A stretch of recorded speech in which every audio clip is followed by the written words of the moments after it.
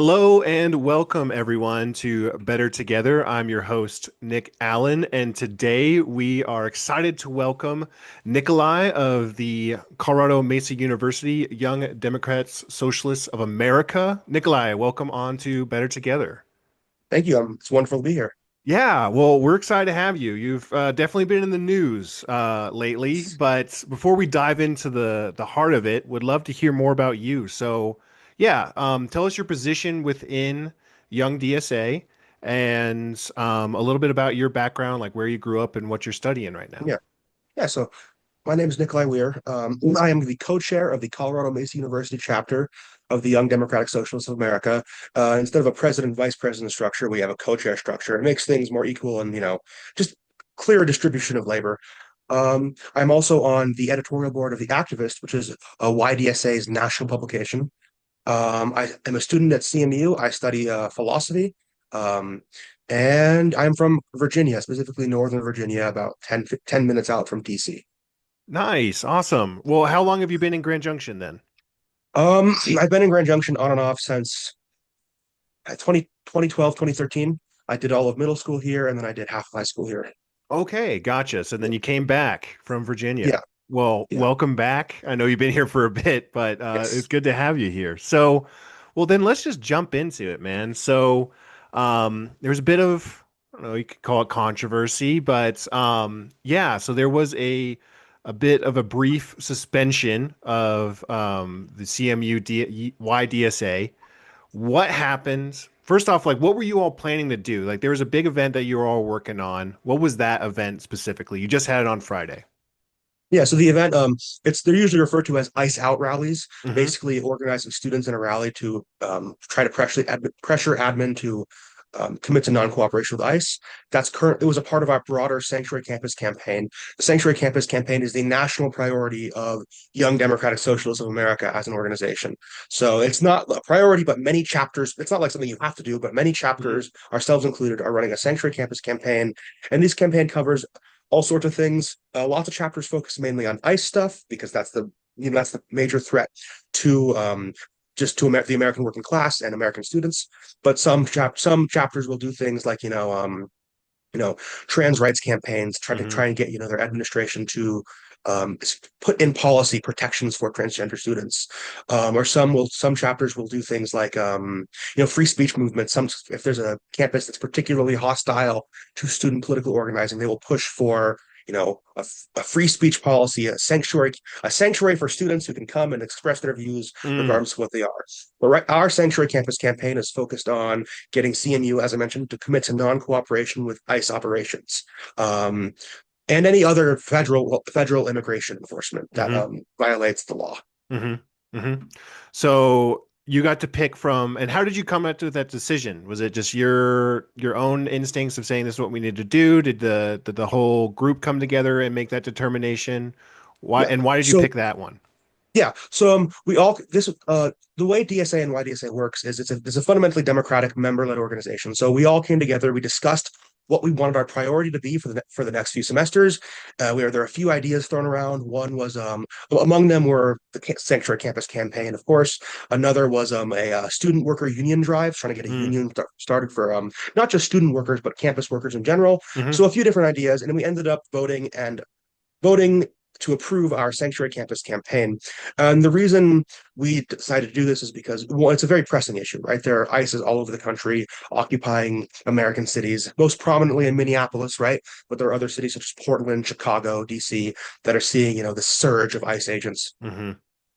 So that's factored into our decision. But also, at the last YDSA National Convention, the delegates voted to make this our national priority. So we wanted to, actually go along with that and and kind of march in step with the organization because that's how we can be most effective. If every chapter is doing something totally different, you can still get things done on the local level, but it can be harder to push a national campaign. Whereas if, over half the chapters are doing sanctuary campus campaigns, that can be really powerful, Right. especially if they're at major universities, which CMU is not, but it is still a strategic location. It's a place where it's as much a vocational school as university. Lots of people come in and leave with professional certificates. I believe it's over half of CMU graduates leave with associate's degrees that are in things like culinary arts or professional certificates in things like Hmm. IT or HVAC or construction science, stuff like that. So because of that, it's a very important training ground for working class people in Western Colorado. And if we establish a strong base at CMU, we could potentially then branch that out and begin working in labor unions in Western Colorado and try to get socialist ideas in, organized labor. So sticking to the well, thank you for that background. Yeah, that's Yeah. that's really helpful. So you came together, you made the decision, you wanted to kind of make that national push or be a part of that push, but with still that local focus. Mm. I'm guessing you sent out materials. You're saying, "Hey, let's get this rally going," and then the university got in touch with you. What happened there? Where'd the Yeah. conflict occur? So this rally was just a bit more background. It's like an intermediary tactic. We started by tabling every day. We're still tabling every day, Hmm. handing out our petition. We have a petition that, we're trying to get CMU students and staff to sign and professors and staff. Um, so we had built up enough support, we felt to then go to the next stage, which was a rally. It'd been a few months in the making. We set the date, like I think 2 months ahead of time Okay. to make sure we had all this, we had everything, with enough time to make sure everything was right. We didn't Hmm. want to be rushing anything. And then over spring break, right before spring break, we did a vigil, right? Like a vigil to commemorate those who have been killed by ICE. Hmm. And the Criterion covered it. They put an article in the news. The Criterion is the student newspaper of CMU. They covered it. They put an article out, and at the very end of the article, they mentioned that we're planning another event, a rally for March 27th, which is coincidentally, I believe, the same day that we had the big anti-Jared Taylor rally. I believe Was two it or three semesters really? ago. I think so, March Oh my 27th or gosh. March 28th, Okay, which we'll I talk found about that we too. didn't do it on purpose, but it kind of Sure. just worked out that way. So, but over spring break, the Pride article goes out, but right before spring break. Over spring break, we get an email from Gabe Simon, who is, I'm not sure his exact position, but he is Hmm. a higher up at CAB, which is CMU's club advisory board. They Hmm. manage the affairs of all the different clubs, saying that we cannot do this event, that we need to, that because this has not been an approved event, it's considered an outside off-campus event. So we might have to pay a fine to use the space we were going to be like standing in. We might have to pay for private security, that we have to allow CMU to like direct the march, which not all the demands were ridiculous, but those were the ridiculous ones. We were totally Hmm. willing to let, if CMU wants to have security, it's their campus, that they have the right to do that. But we were not about to say, pay $300 out of pocket for private security. Sure. So we told them, look, they were upset that we had notified them, like, hey, we're sorry, we were going to notify you, but they saw it first in the Criterion. We want to work with you, but we are not going to ask for permission, because the point of this rally is to try and pressure CMU admin to do something, and it kind Sure. of defeats the purpose if it's if they have to approve it first. It kind of defeats the purpose of the rally itself.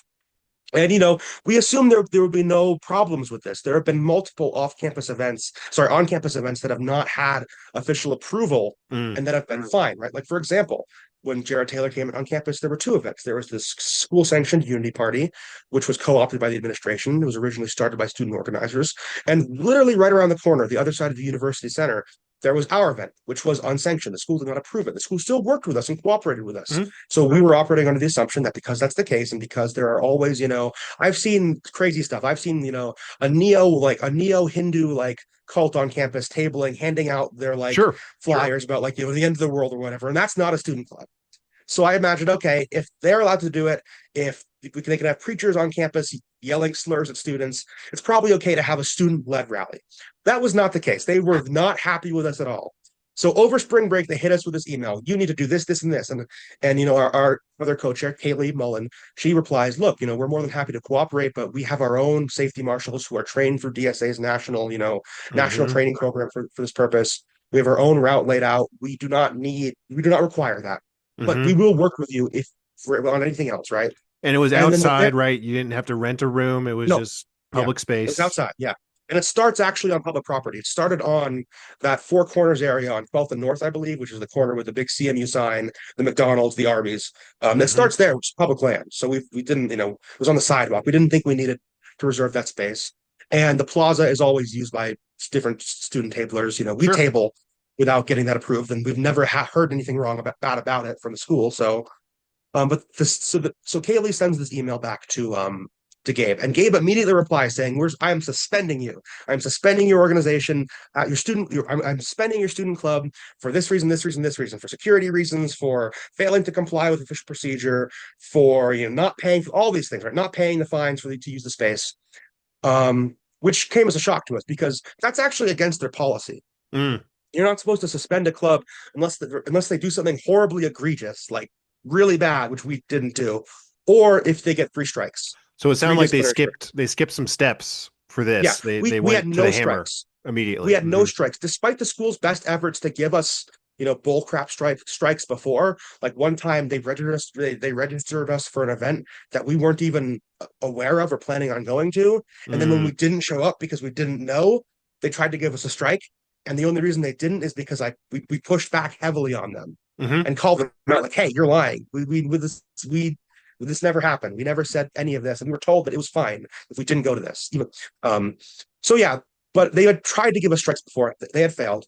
But out of nowhere, without following their proper policy, their own policy, they suspend us.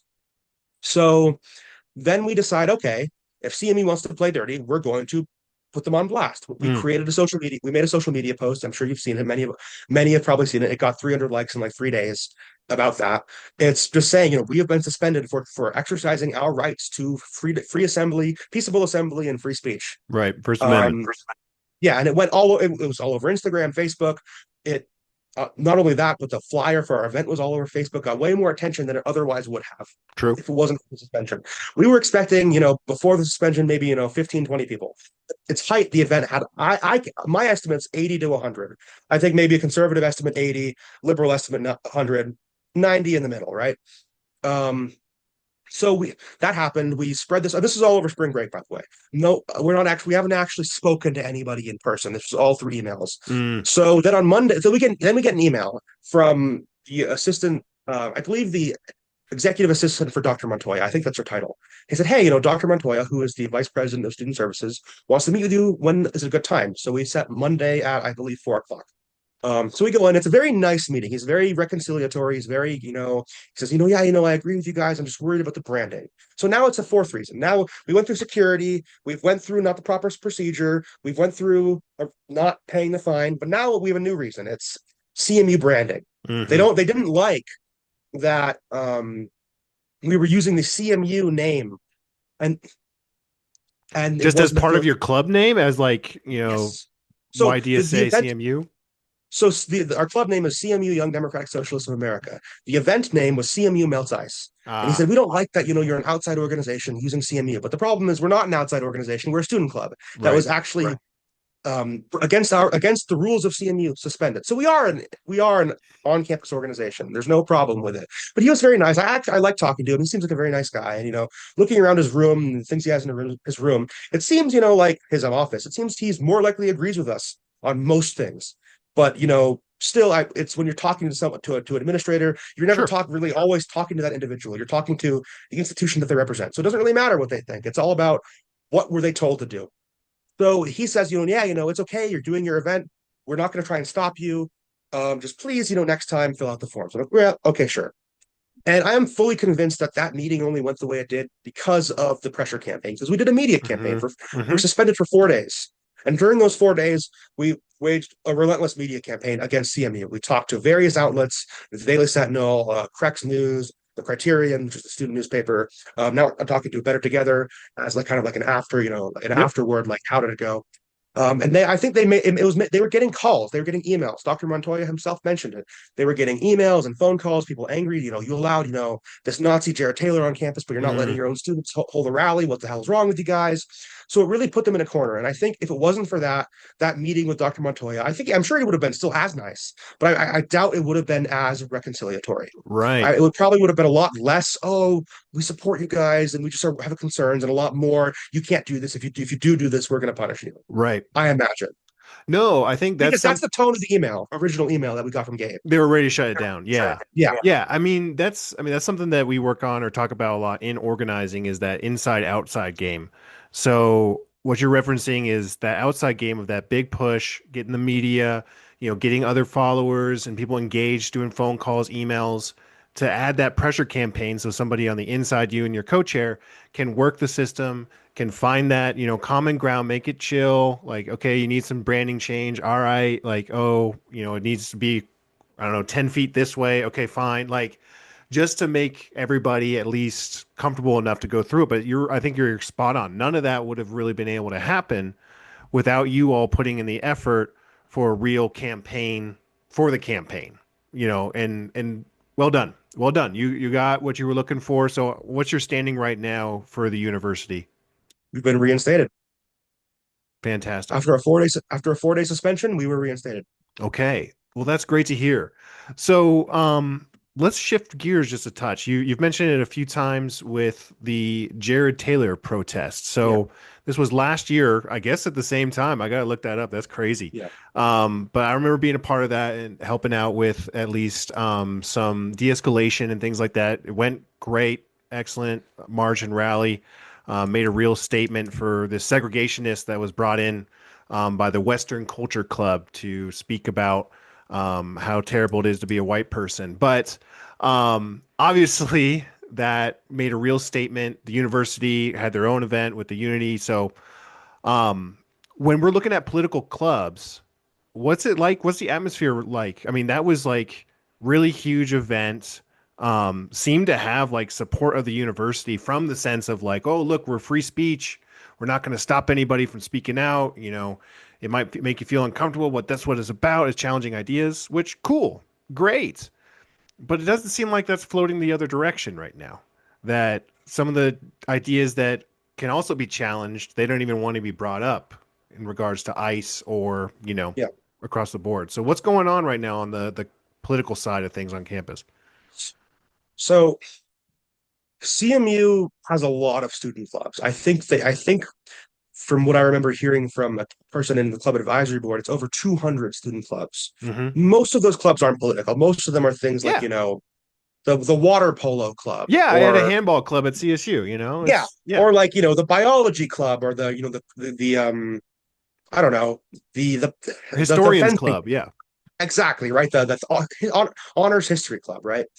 And then there are about, I'd say, a dozen, about maybe like 6 to 8 like political, like explicitly political clubs, and then about a dozen.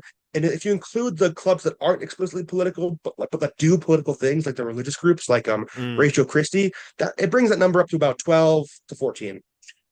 Most of those clubs, I think all of them except for two, ourselves, and there's another club on campus, I forget what it's called, but Students for Progressive Policy, something like that. hmm All of those clubs except for two are conservative. It is a mm, suffocatingly conservative campus, which is fine. Conservatives have the right to organize, but yeah, it is very much, there are more conservatives than there are, at the very least, left-leaning people, or sure, there are more active conservatives than there are active left-leaning people. sure. Even with that recently, like, I'm not going to say the names of the clubs, and it would be impossible to tell because there's like 12 conservative clubs, but there have been a handful of conservative clubs that have like had some serious issues with the club advisory board and student life very recently, who've had their events that they've been planning for months just totally shut down, Mm, and who went along with it and for that reason didn't get suspended.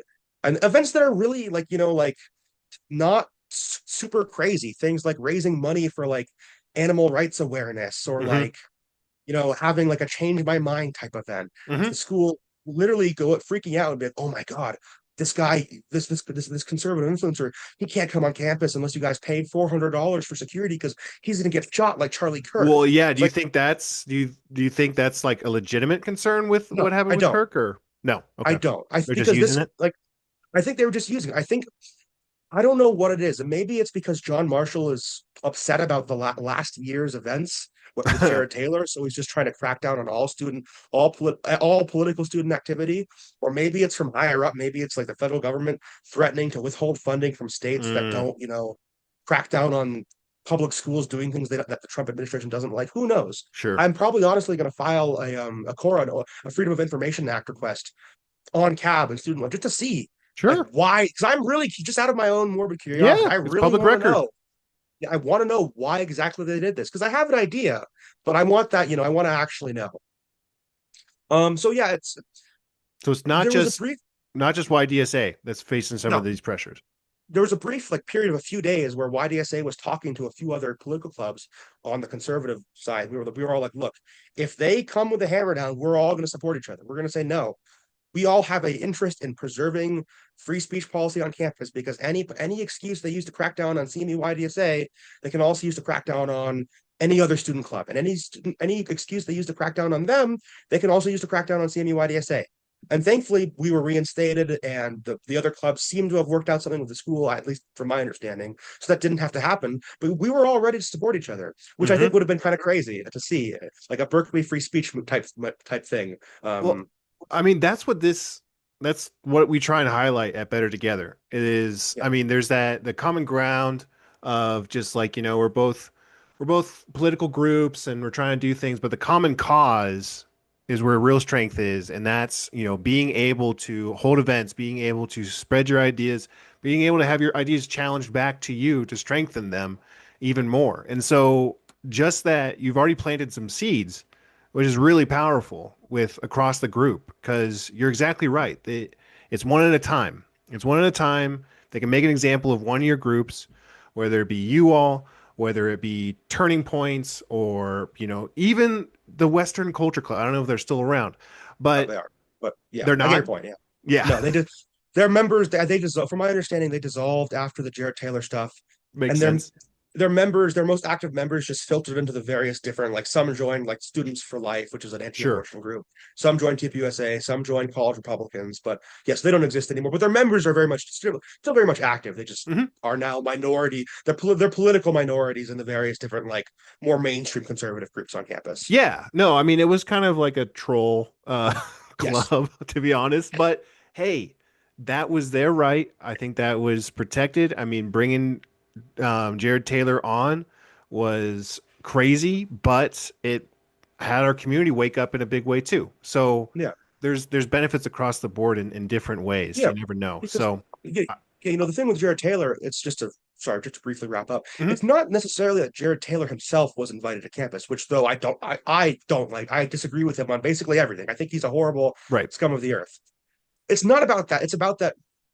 It's about whenever Jared Taylor goes somewhere. It's not just Jared Taylor. Whenever one of these like alt right, I don't know if it's still a term in use, but alt right, like Mhm, white nationalist type people go somewhere, they always have their goons with them in tow, right? sure. They'll go to like Boston University or UCLA, and they'll put out a tweet that's vague enough to not be evidence in court for like inciting a riot, but clear enough to their supporters that they're going to be here and we need to show up.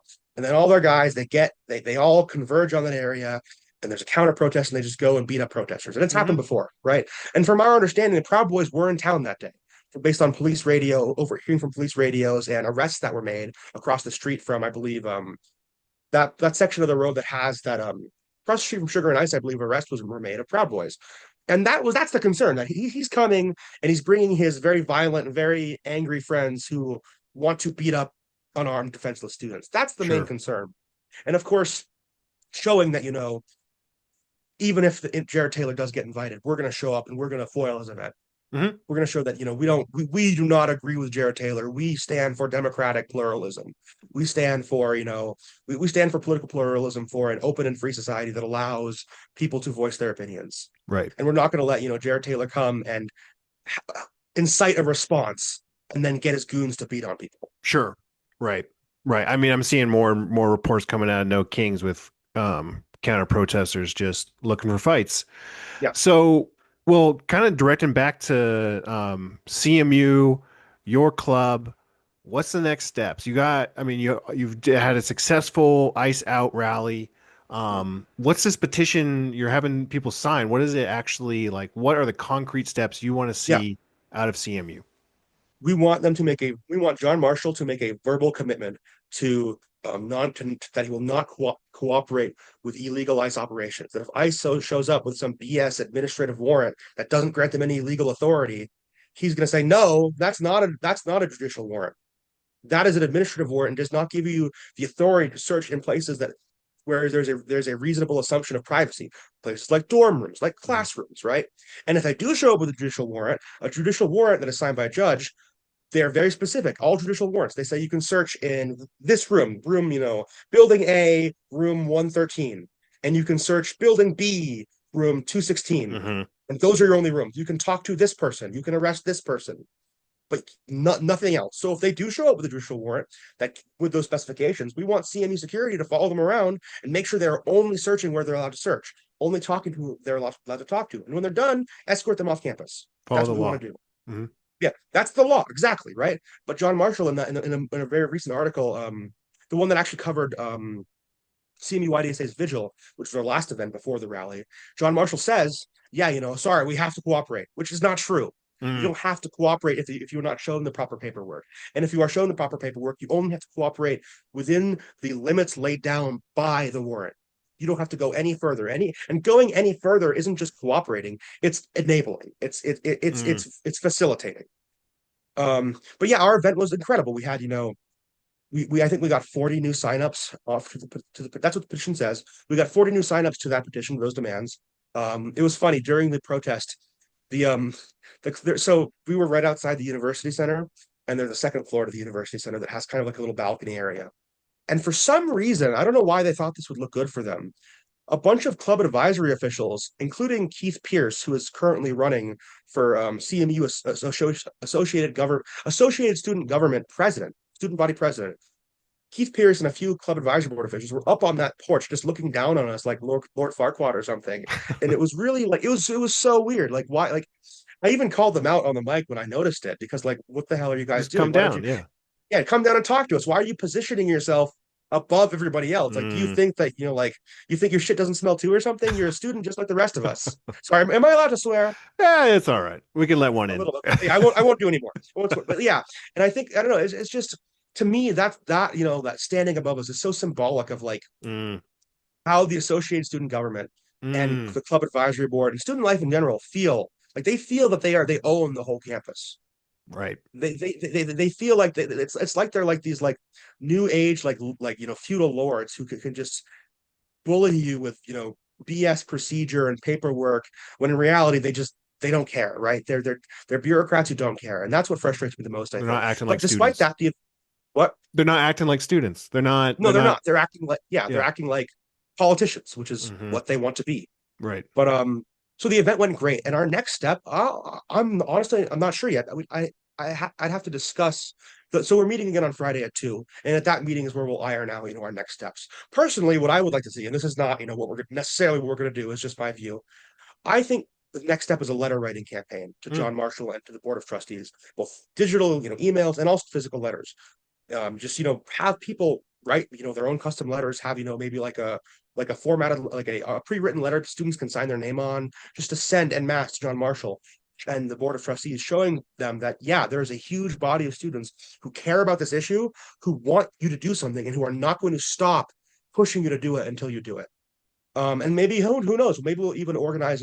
John Marshall has public office hours. Maybe we'll schedule back-to-back office hours. All day he just talks to people like, when are you going to do this? When are you going to do this? When are you going to commit to non-cooperation with ICE? When are you going to commit to following the law? When are you going to commit to protecting your student body, to ensuring hmm. they are safe, that when they come to campus, all they have to worry about is their classes, their tests, and their homework. They don't have to worry about getting arrested and black bagged by some random, just graduated high school, a white guy from Tennessee who wants to send them to El Salvador to do Sure. slave labor.